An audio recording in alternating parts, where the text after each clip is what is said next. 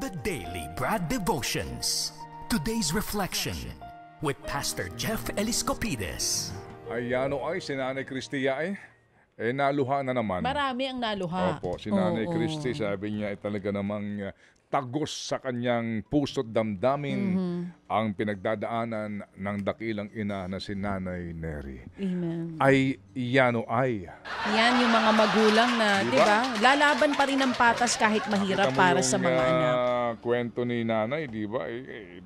Talagang yan, di ko maalamang kung saan kukuha. Opo. Uutang na naman. Yun ang unang sinasabi niya. So, pero ito, Brad andito Jeff, na. good morning, Brad. Good morning sa iyo. Morning, Ted. Morning, Cha. Happy Monday. Yan, sige. Okay. Happy Monday, Ted at Cha. Okay, congratulations din kay Nanay.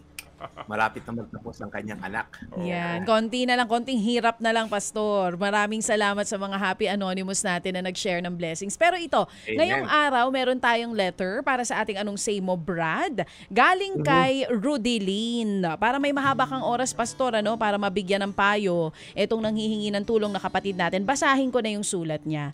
Sabi niya dito, Dear Pastor Jeff, magmula nang madiskubre ko ang programa ni Manong Ted at DJ Chacha, lagi ko nang inaabangan ang segment na ito. Ako po ay isang nanay at isang OFW. Nakakapanood ako sa replay ng inyong programa sa Facebook. Bihira kasi akong makapanood ng live dahil iba ang oras dito sa bansa kung nasaan ako ngayon. Gusto ko pong ilapit sa inyo ang problema ko. Iniwan ko ang pamilya ko sa probinsya para makapagtrabaho sa ibang bansa. 2 ang anak ko. Ang aking mag-aama ay nakatira naman sa lugar malapit sa aking biyanan. Pareho namang nasa elementarya ang mga anak ko. Ang mister ko naman ay nagtatrabaho kaya ang naiiwan sa mga anak ko ay ang kapatid ng asawa ko. Ang problema ko sa ngayon, sinasabihan ako ng mga kapatid ko at mga kaibigan ko na ako raw po ay nagpapagod sa abroad sa loob ng 5 taon habang ang asawa ko na may nagpapasarap lang sa Pilipinas. Kapag nag-uusap naman po kaming mag-aama sa video call ay maayos ang sitwasyon namin. Pinaparamdam niya sa akin na payapa ang relasyon naming mag-asawa. Pero sinasabi ng mga kamag-anak ko na nagloloko daw ang asawa ko sa Pilipinas. Siguro alam niyo na kung anong ibig kong sabihin. Matatapos na ang aking kontrata sa paparating na Pebrero. Sa susunod na taon pa. Lagi akong hindi mapakali. Gusto ko nang umuwi ng bansa. May tiwala naman ako sa mister ko pero nagtitiwala din naman ako sa mga kamag-anak ko na nagsasabi sa akin. Uuwi na po ba ako? Paano ko pa sasabihin sa mister ko nang hindi kami magtatalo o mag-aaway? Anong say mo, Brad? Yan nga po ang sulat ni Rudy Lynn. Long distance relationship, Pastor. Alam mo kung maayos lang talaga dito sa Pilipinas, walang mga OFW sa ibang bansa na pipiliin, di ba, na malayo sa kanilang asawa at mga anak para kumita ng maayos. Pero hindi, ito ang realidad, ito ang sitwasyon ni Rudy Lynn at malamang ito rin ang sitwasyon ng ilan sa mga nakikinig at nanonood sa atin. Nagtitiis sa ibang bansa para mabigyan ng magandang buhay ang kanilang pamilya. Pero sa ganitong klase ng pagkakataon na may nagsusumbong sa'yo na nagloloko ang asawa mo, pero sinasabi sa'yo ng asawa mo, hindi, okay tayo. Kanino ka ba maniniwala? Anong say mo, Brad? Oo nga, mahirap ang pinagdadaanan ni Ate Rudy Lynn. Well, unang-una, salamat po sa inyong pagbabahagi. Kahit nasa abroad kayo, pinili ninyong maglakas loob. At bilang isang magulang din naman ako, naintindihan po natin yung bigat ng sitwasyon nyo. And sa case mo, bilang isang ina na nagsasakripisyo para sa kinabukasan ng iyong pamilya. Pero may agam-agam ka nga, Ate Rudy Lynn, tungkol sa sitwasyon sa inyong tahanan. Medyo nakikita ko sa'yo, hati ka, nahahati ka sa isipan at damdamin. Sino pa talaga ipapanigan mo? Since wala ka pa namang solid evidence, base sa iyong sulat, kung sino talaga papanigan, meron lang ko munang i-advise sa'yo sa Biblia, sabi sa Santiago 1:19, mga kapatid kong minamahal, unawain ninyo ito. Maging alisto kayo sa pakikinig, maingat sa pagsasalita, at hindi agad nagagalit. Ang ganda ng verse na ito, Ate Rudy Lynn, kasi sinasabi niya, maging alisto ka sino papakinggan mong panig, mag-ingat ka rin sa magiging response mo At hopefully, hindi ka agad yung magagalit. Kasi pag nagkamali ka ng pinanigan, baka wala ka ng balikan at the end. Ano? Pero tingin ko, Ate Rodeline, kahit sino pang paniwalaan nyo sa dalawang panig, I think kung uuwi ka sa pagtatapos kontrata mo, ako suggestion ko lang, since 5 taong ka na rin dyan, baka kailangan ka na rin umuwi. Okay? Mahirap yung alam mo yung nag-renew ka ng another 5 years o kung ilang taon man, tapos may daladala kang pasanin sa damdamin. Para sa akin, sabi po sa Biblia, nakipag-isa ka sa iyong asawa, the two shall become one. So, kung wala ka pang solid na ebidensya sa dalawang impormasyon na hawak mo, mas dapat sa akin lang, sa pasarili kong opinion, mas dapat panigan mo muna yung asawa mo kasi sabi mo, may trust ka naman. Sa iyo ko rin narinig yun. Meron ka naman tiwala. Kasi it's a very important foundation sa marriage nyo. Kasi kapag pinanigan mo agad yung, alam mo yun, kamag-anak mo, kaibigan mo, tapos nalaman mo sa huli, mali pala sila. Wala kang babalik ang pamilya.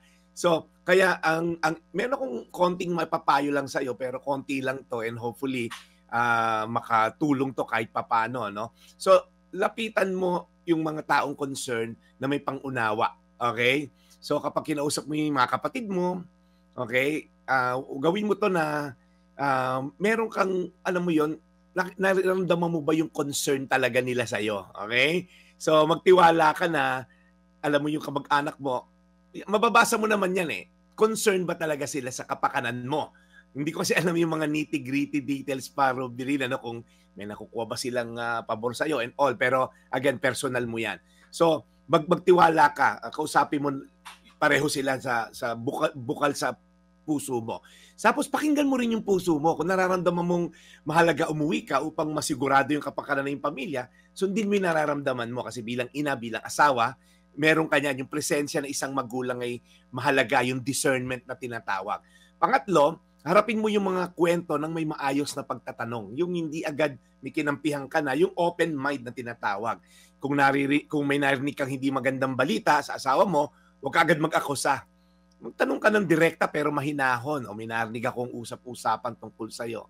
Ayoko muna mag-isip na maayos, pero paano ba natin ito masesettle? Tapos maghanap ka rin ng support group. Mahalaga kasi ito yung outside your family member and outside your relatives. Yung alam mo yung titingnan yung sitwasyon objectively, yung walang kakampihan. Katulad na to, tumawag ka sa amin, o sumulat, ito mahalaga to kasi wala kaming kinakampihan sa mga kamag-anak mo at asawa mo, we see things objectively. Okay? So isang guni mo rin to kay Lord, sabi sa Bible, huwag kang matakot, do not be anxious, pero in prayer, i-offer mo lahat daw yan with thanksgiving kay Lord. So, ang aking lang final thought, Rodeline, walang perfectong relasyon o sitwasyon. Pero sa tulong una ng tiwala. Tiwala mo sa Diyos, tiwala mo sa asawa mo. Okay? Bukas na komunikasyon sa pamilya mo at sa mister mo, yung dalawang panig. At of course, yung gabay ng Diyos, malalampasan mo lahat ito. Ang iyong puso bilang isang ina at asawa ang siyang magtutulak sa'yo sa tamang desisyon. And nandito naman kami para ipagdasal ka. Pero again, reminder ko lang to sa Santiago 1:19. Mga kapatid kong mahal, unawain ninyo ito. Maging alisto kayo sa pakikinig, mag-ingat sa pagsasalita, at hindi agad nagagalit. So Ate Rodeline, I hope nakatulong sa iyo yung konting gabay na yan. Patuloy mo lang yung sulat, sasagot kami sa iyo, baka may iba pa kaming ma-advise sa iyo. Pero for now, I think yan lang ang mahalagang gawin. Ay magdasal, Ate Rodeline, pagdasal kita. Panginoon, salamat kay Ate Rodeline na lumiham sa amin. Alam mo kung mahirap ang sitwasyon niya. Gusto lang naman niya magkaroon ng maayos na pamilya, kaya nga nagkakandikuba siya sa ibang bansa. Pero Lord, alam namin na ikaw ang source ng wisdom. The fear of the Lord is the beginning of wisdom. So ngayong sumulat siya sa amin, nagkaroon siya ng biblical advice, na mga Panginoon ay magkaroon siya ng kalinawan ng pag-iisip habang tinatapos niya ang kontrata niya. Bigyan mo niyo po siya ng lakas ng loob, tibay ng damdamin, at tiwala sa iyo na sa huli, ikaw, Panginoon, ang magiging solusyon sa lahat ng kanyang problema.